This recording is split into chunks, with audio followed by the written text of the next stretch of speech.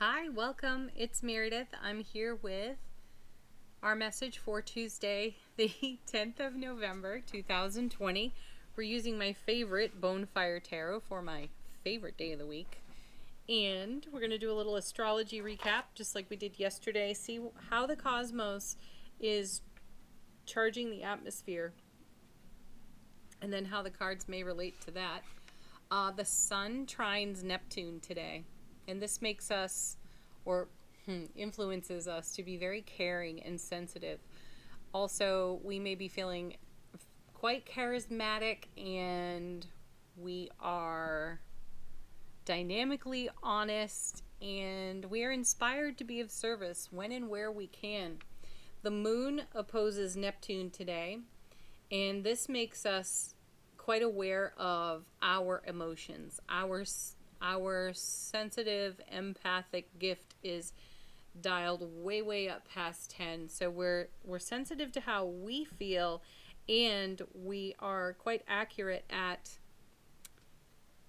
sensing the broadcast of other people. This could be helpful to us as we're being of service with the Sun trining Neptune.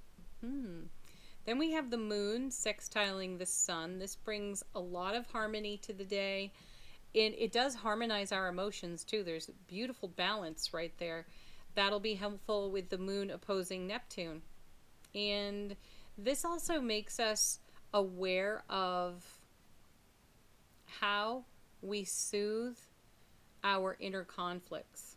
And we're able to see our habits clearly and in a positive light. So if there's a habit you've got and you're not always super clear about it, don't necessarily notice when you're doing it, today's the kind of day where you put a spotlight on yourself and you do notice it. And it's a great day to make an effort toward change if that's in your heart to do. What else do we have? The Moon is also trining Jupiter, and we may have some inspired, intuitive ideas on how to expand our resource and our abundance today. We're very much in harmony of giving, receiving, generosity, reciprocity. And then Mercury enters Scorpio. So communication is deep. Our words have weight, and we feel that today. We really speak from the heart. And this will be for a period of time. I'm not sure exactly how long Mercury is in Scorpio.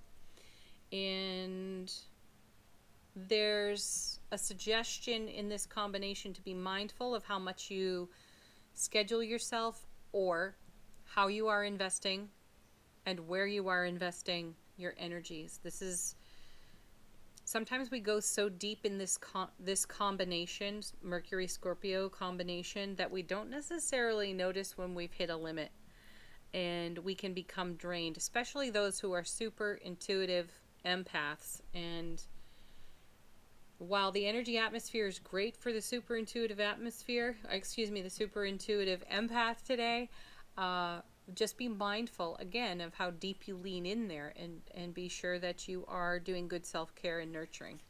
All right, let's take a look at the cards. We have 3 off the bottom of the deck. Our first is the Hermit. I love that.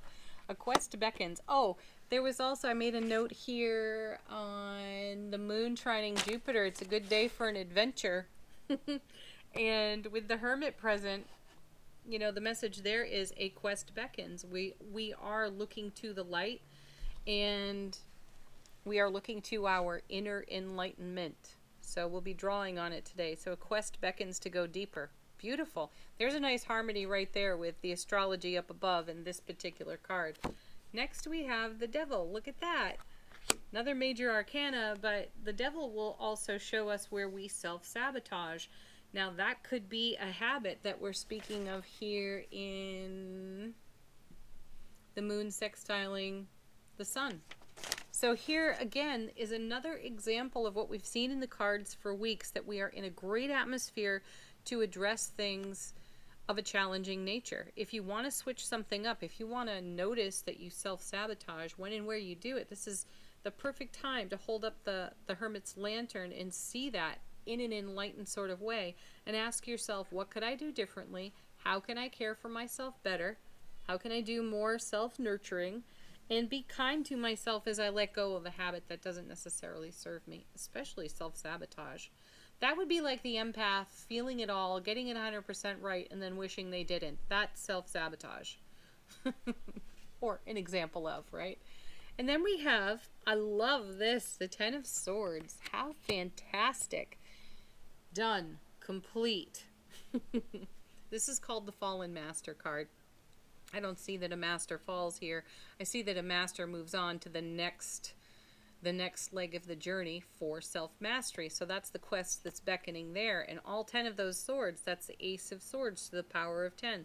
That is tremendously brilliant clarity. And we have it. We have it all right there in that card.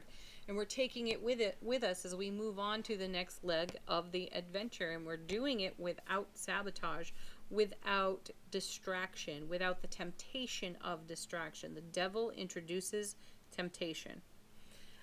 So we could be tempted to talk ourselves out of things we already know. I love the Ten of Swords. Tens are all about fulfillment, satisfaction, happiness. And I understand that this does not necessarily look like a super happy scene depicted here on the card. But imagine that. You've earned every single one of those swords. That's everlasting strength, brilliant clarity to the power of 10. And you have acquired the wisdom, the clarity. You have used it, leveraged it, worked it. And you've taken it as far as you can. So now it's time to turn the page. Beautiful. And it allows us to see what we're letting go of. Very sweet. Next we have perfect, the Chariot. Look at the major arcana. So far, 3 on the table. Chariot is dynamic movement forward. Number 7 in the major arcana of tarot. And you know it's a heaven touching earth message when it's a 7. The Chariot is the child of the Emperor and the Empress. So imagine being brought up by the Emperor and the Empress. I always see the Charioteer as just slightly rebellious. Like, I've got know-it-alls for parents, and I gotta strike out on my own. They've told me absolutely everything, but I gotta go discover it myself. And that's what I feel here with the Charioteer. We are blazing a trail. We are going on our own adventure. We have all this wisdom, clarity, knowledge from our experiences, and still we want to test our own mettle in new arenas, right? And we're doing it here dynamically, moving forward with the Chariot. And then we have another major arcana, the Strength card. So we're doing it with gusto, we're doing it with heart, with courage. We do not necessarily feel vulnerable here in this energy, and we are embracing our wild, free spirit on this card. We're acknowledging, tending to the unknown. We're willing to explore that. We are willing to take all this wisdom into the unknown. Dynamically speaking. Go for it. Then we have the Wheel of Fortune. Wow. So now 5 major arcana on the table. The Wheel of Fortune, you know, is the divine delivery system. So what's landing on the foundation today? Another major arcana in Judgment. So this is a card of revisited opportunity. It's coming back around for us. Something is coming back around for us. Whatever that is, we're taking another pass at something. Let's see where that goes. Number 6. Wow, we have 6, 7, and 8. And I was saying number 6 as in the 6th major arcana card on the table, but it is quite literally number 6. So 6, 7, 8 in, what's Judgment? 20? 20? Yeah, it's 20. Anyway, give me a moment here. The Lover's card is about choice and decision, typically. It's also about following our hearts. So we are courageously following our hearts in a free-spirited way with strength, dynamically with the Chariot. Inspired by, I feel, the movement of the Wheel of Fortune, bringing yet bringing an opportunity that has already come around before back to the foundation for us. We have more maturity, wisdom, and experience, Ten of Swords, to embrace what judgment is bringing us. And I say embrace because we have the Lovers embracing here. There may be some very interesting conversations today. You know, the astrology supports it. The cards are supporting it. And I feel that some choices, decisions get made, discussed at the very least. And inspiring energy comes out of those conversations. Coming with this is, look at Six of Coins. That was in the moon trining Jupiter. Great energy there. And it's a confirmation of giving and receiving, sharing, generosity, reciprocity, the spirit of. And I feel also the connection to being mindful with Mercury going into Scorpio, being mindful of where we invest our energy. There are places for each and every one of us, environments, relationships, where we do a heck of a lot of giving. And it's not that we are giving to get. We just do this naturally. It's part of our nature. It's who we are. It's how we are of service. Being the love light that we are, we shine it everywhere we go, right? Though there are some environments and there are some individuals in our world that would absolutely suck every bit of light out of us or suck up everything we have to offer. And I feel the message here is make a decision to be mindful about where you're spending your beautiful life force energy. And if it's not a reciprocal environment, make an adjustment. Call that out into the light. You know, have that conversation. Use that kind of radical honesty, because with the Sun trining Neptune, it would be a perfect environment to do that in. Okay, next. Oh, look at this. Ace of Cups. I so enjoy the persistence of this card. It just doesn't quit for us. It continues to show up.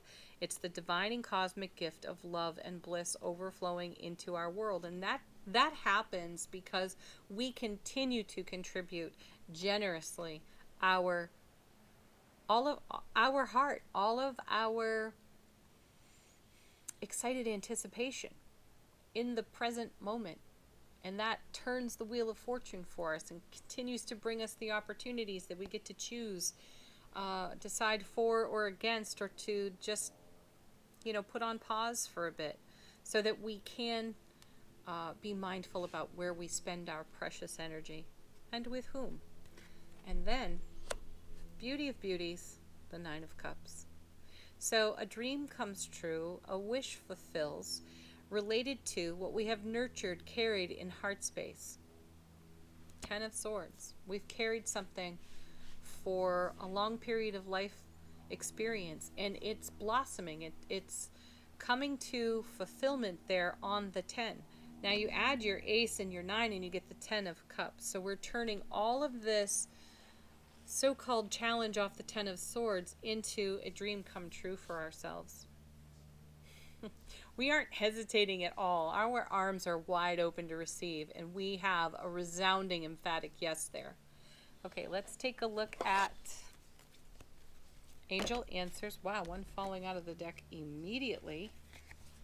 We have the In the Near Future card, one of very few timing cards in the deck.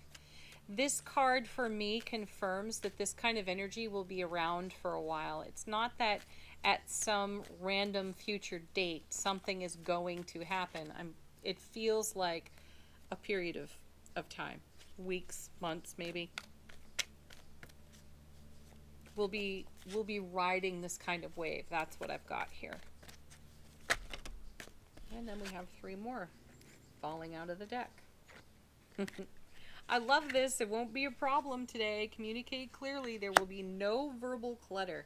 And it will be an easy day for us to ask questions. It will be an easy day for us to ask questions. If we need more clarity, we're just going to ask for it, and we're going to receive it. Check in with people that you're talking to. Can you feel me? Can you understand what I was saying or getting at? Make sure it's clear.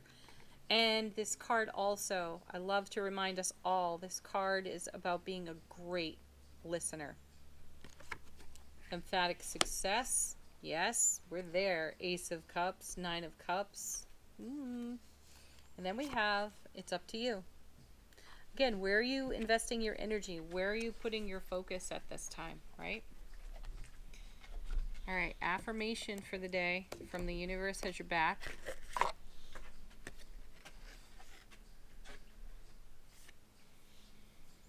True healing occurs when I give myself permission to feel whatever feelings live below the triggers.